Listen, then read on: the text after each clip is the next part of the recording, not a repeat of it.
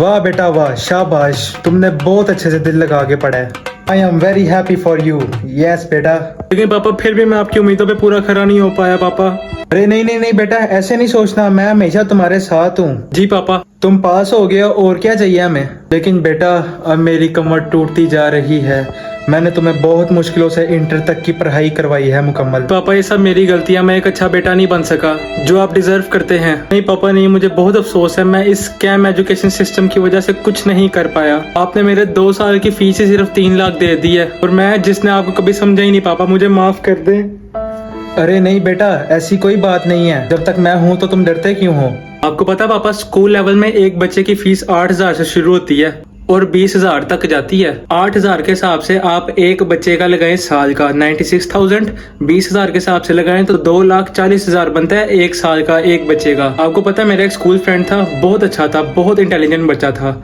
उसने अपने टीचरों की कभी किसी बात पे ना नहीं की। वो हर दफा फर्स्ट आता था। उसके अम्मी अब्बू उससे इतना खुश थे कि कोई बात ही नहीं। उसने इस दफा मेरे साथ सेकंड ईयर के एग्जाम्स दी हैं। बस एग्जाम्स की टेंशन थी कि यार मैं फेल हो गया तो अम्मी अब्बू के 3 लाख जाए चले जाएंगे। इसी वजह से उस बेचारे ने सुसाइड कर लिया है। उस बच्चे ने आज तक एक छुट्टी नहीं की इस कॉलेज से और उसको बुखार हो बेशक 102 डिग्री, लेकिन वो कॉलेज जरूर आता था। लेकिन बस अब्बू के 3 लाख जाया ना चले जाएं, इस चक्कर में उसने खुदकुशी कर ली। पापा उसने तो खुदकुशी कर ली। अब उस बेचारे के अम्मी अब्बू तरस रहे हैं कि हमारा बच्चा आके हमें एक दफा सीने से लगा ले। और स्कूल कॉलेज वाले उन्होंने तो सोचा भी नहीं कि हम इसके अम्मी अब्बू से कोई हमदर्दी जगा लें। उनको बस फीस चाहिए थी, मिल गई, खत्म हुई कहानी। हाँ बेटा हाँ, आजकल की पढ़ाई पढ़ाई नहीं रही, कंपटीशन बन गया है। जो हारा वो पीछे रह जाएगा जिंदगी में। आजकल की तालीम तालीम नहीं है, पैसे बनाने का सिर्फ एक जरिया है, बिजनेस है ये। बेशक बच्चे खुदकुशी कर ले, किसी को फर्क नहीं पड़ता, पैसे आने चाहिए बस। पापा एक क्लास में 50 बच्चों की स्ट्रेंथ होती है, उससे भी ज्यादा होती है, नीचे नहीं कभी गई। और एक स्कूल में कम से कम 10 सेक्शन से ऊपर होते हैं। आप चलो 1000 बच्चा भी लगाओ तो 50 लाख, और चलो उसकी स्कॉलरशिप दी, कोई किसी काम की 45 लाख कर लिया। फीस इन्होंने कमाई जानी है पापा हमसे। टीचर्स इनके छुट्टी पे हो चाहे कुछ भी हो, सैलरी उनको जाती रहनी है, हमारे लिए उनको कोई फर्क नहीं पड़ता। हम कहीं भी तो कहते हैं बेटा कल आ जाएंगे टीचर, कल आ जाएंगे। इस दफा तो पापा इन्होंने मुझे धमकी भी दी है कि अगर तुमने हाफ मिड बुक से पहले अपने 3 इंस्टॉलमेंट्स कंप्लीट ना कराई तो तुम्हें हमने पेपर्स में बैठने नहीं देना। बस क्या फीस मिल जाए उसके बाद पेपर में बैठो ना बैठो। मैंने पापा पूरा साल से नहीं पढ़ा, मेरे 10% है सिर्फ पूरे साल की मिला के। बेटा ये बात तुम्हें मुझे बतानी चाहिए थी ना।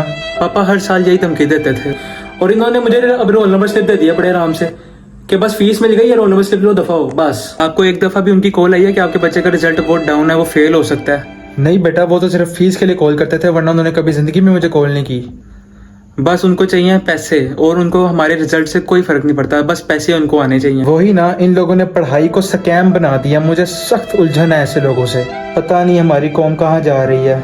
और मुझे अब लग रहा है कि मैं आगे अपनी फर्दर स्टडीज कंटिन्यू नहीं कर सकूंगा। क्यों बेटा, मैंने तो अभी तुम्हें और पढ़ाना है। पापा पहले 1 साल का 1.5 लाख देते थे आप कॉलेज का, और अब यूनिवर्सिटी का 1.5 से 2 लाख है 6 महीने का। सारी मेहनत जाया चली जाए, लेकिन पैसे नहीं देंगे तो डिग्री नहीं मिलेगी।